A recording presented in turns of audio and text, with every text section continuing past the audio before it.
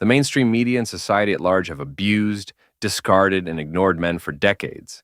They told us that we're useless and that they don't need us. So we adapted and did exactly what they asked. Millions of men stopped working, dating, and participating in society as a whole. After all, you need us like a fish needs a bicycle, right? Well, it turns out they might have spoken too soon. 10 million men just dropped out of work. The media will spin this however they want, but this is actually an incredible historical moment to be celebrated, and I'll soon explain why. They're leaving the workforce in record numbers. Just a year ago, this number was 7 million, by the way. So we're making huge progress. These are all headlines from the same mainstream media that demonized us and told us they don't need us. All of a sudden, they care about us so much after ignoring us for decades. So, if they don't need us, why do they care if we don't work? It's obvious at this point that the whole narrative of "we don't need men" was all a massive bluff. Society was pretending like it was holding a full house, when in reality it was holding nothing at all. The problem, however, was men of generations past just didn't have the courage or the intelligence to call out this bluff. Gen Z men, however, saw right through this bluff and called them on it in the most epic way imaginable. They told you they didn't need you anymore, and so 10 million of you stood up and said, okay, let's put that to the test. And well, now we see just how weak their hand really was. I don't know about you guys, but for me personally, I grew up actually wanting a traditional job, wife and kids. It wasn't until the economy got so screwed that I couldn't even get a minimum wage job despite applying hundreds of times, that I started looking for alternative ways to live without having to work. At that point, I realized I actually quite prefer this over having to work.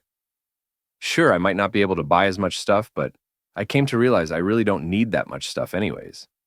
The extra freedom and mental health benefits from not being involved with a job I hate and a boss yelling in my ear for 8 hours a day far outweighed the crap, $7 an hour, I would have gotten from them anyways. This is the realization that I think a lot of men are waking up to now. We're starting to reject the idea that we're nothing more than disposable ATM machines, money printing labor machines for the society that treats us like crap. It's ridiculous because society has gone a long way towards dismantling traditional gender roles for women. There is far less pressure on women to be a housewife or stay-at-home mom than ever before, and I think this is a good thing. But there's still the same archaic, outdated 1950s expectation for men to be wage slaves and uphold traditional male gender roles of being a breadwinner. They view you as nothing more than dollar signs, a number on a spreadsheet. They'll shame you for being lazy and useless just because you don't make money. You could be an incredible artist, an incredible athlete, an incredible friend, brother, and father. None of that matters to them because all they see you as is a disposable money printing machine for the economy. But here's the good news.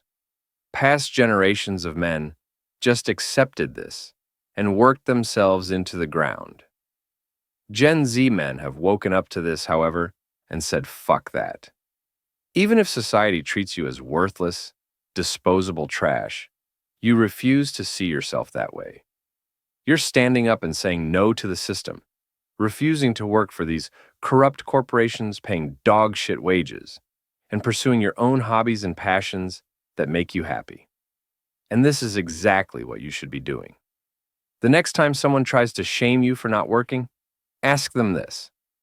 If women aren't expected to fulfill traditional female gender roles like cooking and cleaning, why the hell do I have to fulfill traditional male gender roles of being a wage slave cuck for a corrupt corporation that doesn't care about me?